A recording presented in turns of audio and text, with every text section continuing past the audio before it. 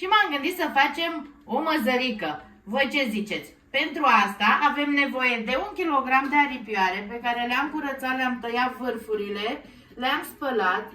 Mai avem nevoie de un morcov, un cartof, 2 cepe mai potrivite, un ardei gras, bază pentru mâncare și, bineînțeles, mazărea, la care putem pune și o lingură de bulion. Dragii mei, eu am ales să fac măzărica într-un tuci, cum se făcea la țară, bunica mea așa făcea la țară.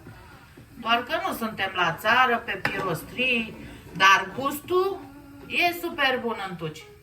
Și încă ceva, eu nu fac măzărica călită, adică nu călesc ceapa, nu călesc morcovul, nici măcar aripioarele. Eu le pun la fier, le spumez și după aia pun toate ingredientele să fiarbă.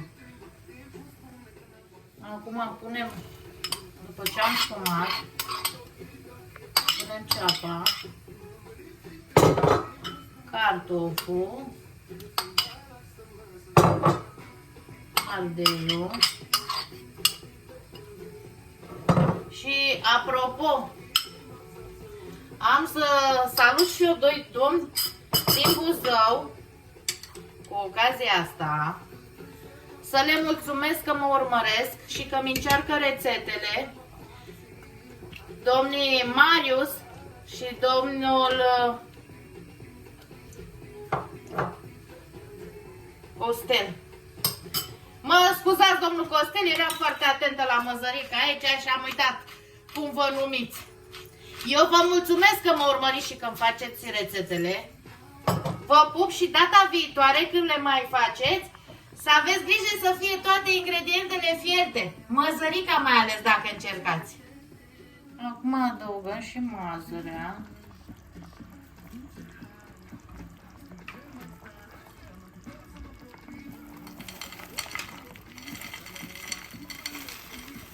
Se încinge foarte tare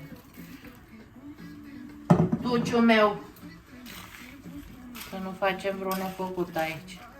Și acum o lăsăm să fiarbă. Mazărea, să știți că este mazăre congelată.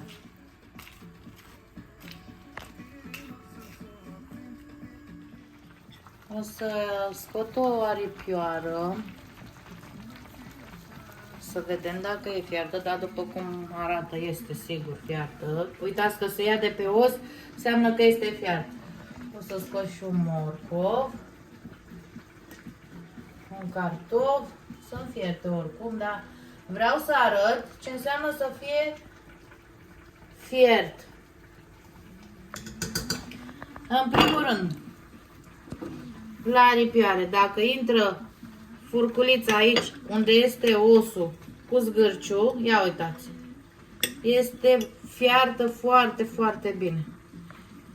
Deci dacă a intrat aici furculița și s-a tăiat foarte bine, este fiartă și nu are sânge, nu e roșie.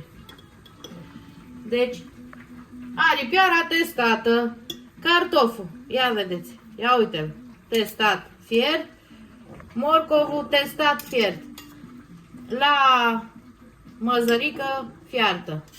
Mazărea oricum nu trebuie să fie praf făcută să se facă piure din ea, deci trebuie să, ia uitați, este fiartă. Acum putem să punem pasta de bulion.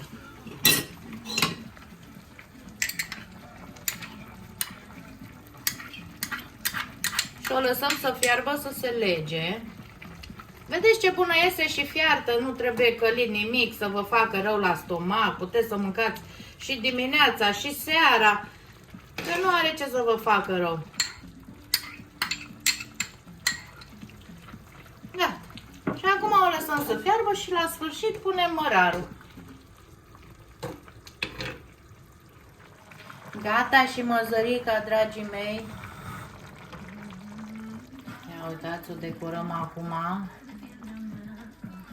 cu mărar și urmează să o degustăm.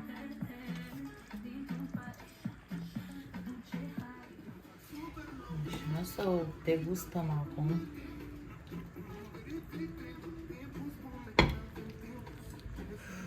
Ce bine arată, da, și cum miroase, nu pot să vă explic. Dacă ar putea să se transmită și mirosul prin cameră.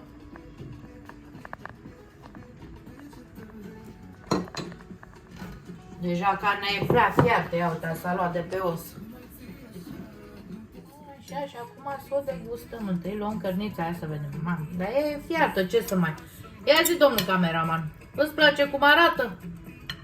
Place! Păi cine mănâncă toată mâncarea? Domnul cameraman. Ia să vedem.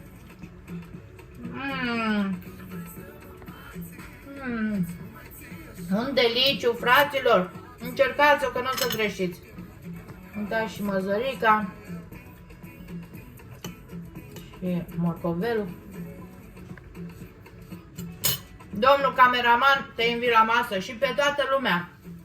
Deci vă aștept pe Papa Bun cu Angelina. Un like, subscribe. Vă pup și vă iubesc!